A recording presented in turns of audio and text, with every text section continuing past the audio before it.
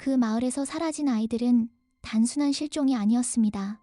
그들의 찢긴 육신은 섬뜩한 인형이 되어 고대 주술이 깃든 굿판을 지켜보고 있었죠. 겉보기엔 그저 평화로운 시골 마을. 하지만 그곳엔 수십 년간 봉인된 소름 끼치는 그림자가 드리워져 있었습니다. 대대로 이어져 온 특별한 굿판 의식, 밤하늘을 가르는 징소리, 무당의 읍조림이 울려 퍼지면 어김없이 어린아이들이 사라진다는 괴소문. 처음엔 모두 쉬쉬하며 미신이라 일축했습니다. 하지만 그 소문은 단순한 이야기가 아니었습니다. 매번 굿판이 열릴 때마다 어린 생명들이 흔적도 없이 사라지는 현상이 수십 년간 반복되었고, 마을 전체는 거대한 비밀을 삼킨 듯한 불길한 침묵에 휩싸였습니다. 누구도 이 끔찍한 연쇄 실종에 대해 감히 입을 열지 못했죠.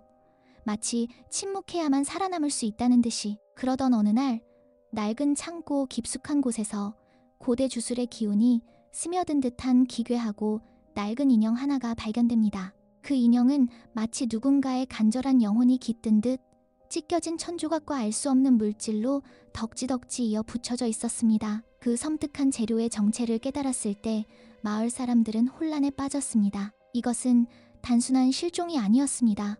훨씬 더 극단적이고 잔혹한 진실이 그 낡은 인형에 담겨 속삭이고 있었던 겁니다. 사라진 아이들은 어쩌면 여전히 그곳에 있었던 거죠. 아이들은 영혼만 바쳐진 게 아니었습니다. 그들의 찢긴 육신으로 끔찍한 인형이 만들어졌다는 너무나도 비틀린 진실. 오래된 서구의 가장 깊은 곳, 곰팡이 핀 양피지에서 우리는 충격적인 기록을 찾아냈습니다.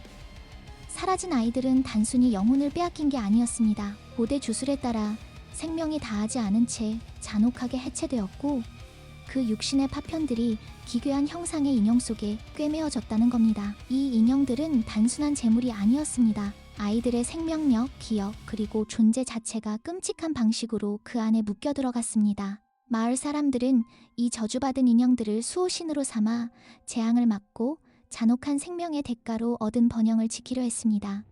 굿판은 단지 눈가림이었습니다. 그 뒤편에서 벌어진 것은 어린 생명을 갈아 넣어 물질적 풍요를 강제로 끌어내려던 상상조차 불가능한 피해 의식이었습니다. 2층 공간, 봉인된 방에서 발견된 해독된 기록들이 이 끔찍한 주술의 메커니즘을 상세히 드러냈습니다. 인형 하나하나가 잃어버린 아이들의 온전치 못한 파편으로 이루어진 살아있는 저주의 매개체였던 거죠. 지금도 그 인형들 속에서 아이들의 찢긴 숨결이 마을을 맴돌며 듣는 자에게만 들리는 절규를 속삭이고 있습니다. 그 인형들은 단순한 유물이 아니었습니다.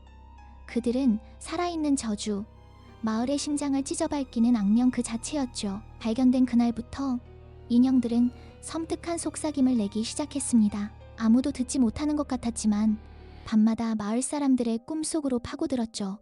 끔찍한 악몽은 현실이 되었습니다.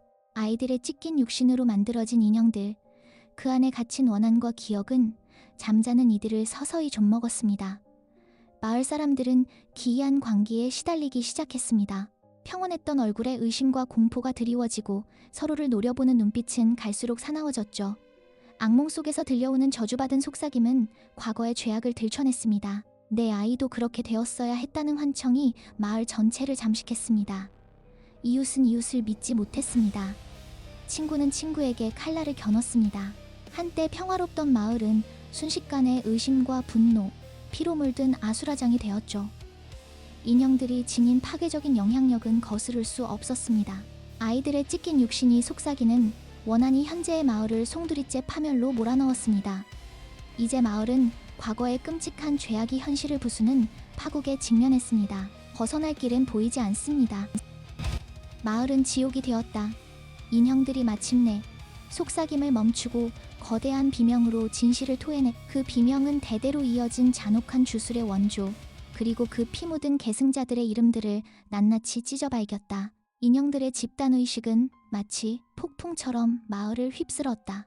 번영의 가면 아래 숨겨진 권력욕과 희생된 아이들의 끔찍한 운명이 만천하에 드러났다. 마을 원로들의 얼굴은 공포와 죄책감으로 일그러졌다. 그들은 수십 년간 이어온 사륙의 전통을 수호하던 파수꾼이었다. 아이들의 영혼이 내린 심판은 잔인했다. 집들은 무너지고 사람들은 광기에 사로잡혔 서로를 의심하고 증오하며 스스로를 파괴했다. 마을 전체가 도덕적, 물리적 붕괴를 맞았다. 나는 그 지옥에서 겨우 도망쳐 나왔다. 찢겨진 육신으로 만들어진 인형들이 여전히 밤마다 울부짖는 소리가 들리는 듯하다. 묻고 싶다. 전통이란 이름 아래 숨겨진 인간 본성의 심연은 과연 어디까지인가? 과연 우리가 마주할 다음 진실은 무엇일까? 이 이야기가 당신의 밤을 흔들었다면 좋아요와 구독으로 이 진실을 함께 기억해주세요.